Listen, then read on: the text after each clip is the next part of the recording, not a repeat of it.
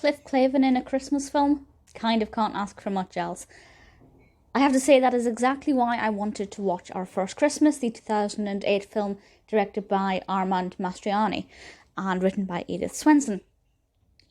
John Ratzenberger is in this, that was the pull factor, but I'm also a very big fan of this kind of Christmas film where everything seems a bit cliche and a little bit cheesy.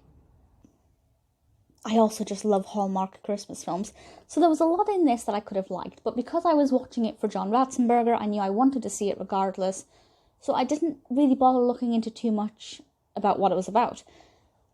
Not much of a problem, I really enjoyed this, though I have to say there were times when it was quite emotionally challenging to watch. This is a story about two families who are coming together for their first Christmas. A widowed mother and a widowed father marry each other and they have their own children. And it's this new family, but each family previously, of course, had their own Christmas traditions, and the children all want their own traditions to remain. And it's about either trying to find compromise or facing the fact that they might have to temporarily go their separate ways for Christmas to carry out their usual traditions. That in itself is interesting. I find it a really important topic. I feel like it's something that many families have to face every year, because obviously families often combine and not everything works out. Christmas is a very stressful time for anybody, but it's a particularly stressful time if you've lost a loved one and are part of a different family now. I think they carried the story very well. There were some additional characters, for example, outside of the two parents and three children. We had John Ratzenberger, who I absolutely love him. He's absolutely fantastic. He played Uncle Joe, or Grandpa Joe, sorry. And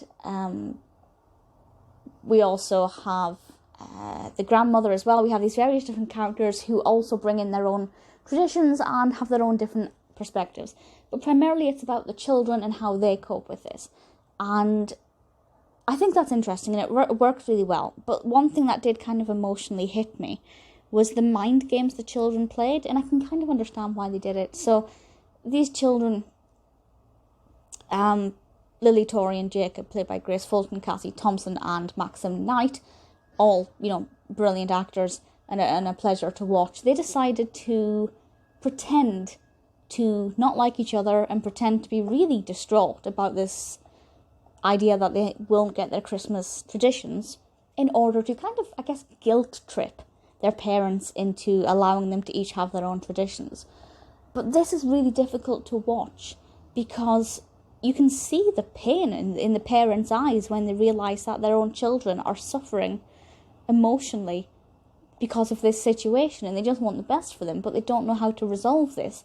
And I just found that the pain they were putting their parents through was really quite hard to watch, and really something that I personally found to be quite uncomfortable.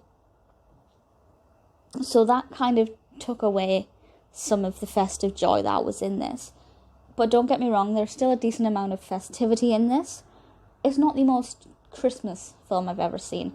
There are decorations, there is some Christmas music, but it's definitely overshadowed by this foreboding sense of Christmas potentially being cancelled.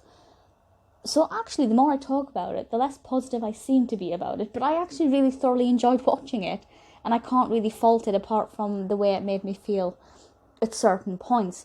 But I did thoroughly enjoy it. I think Hallmark is actually tackling a really important issue here. Most of their Christmas films are about boy meets girl, girl meets boy, they don't hit it off, and then eventually they do. This one tackles a much more serious issue that affects a lot of people, and I think they made a really great decision with this, and I think, they told the story very well, and I have no real issues with it whatsoever. Obviously, I only watched it for John Ratzenberger to begin with, but I'm glad that he drew me to this film, because ultimately, although it's not perfect, I did enjoy it, and I absolutely recommend it.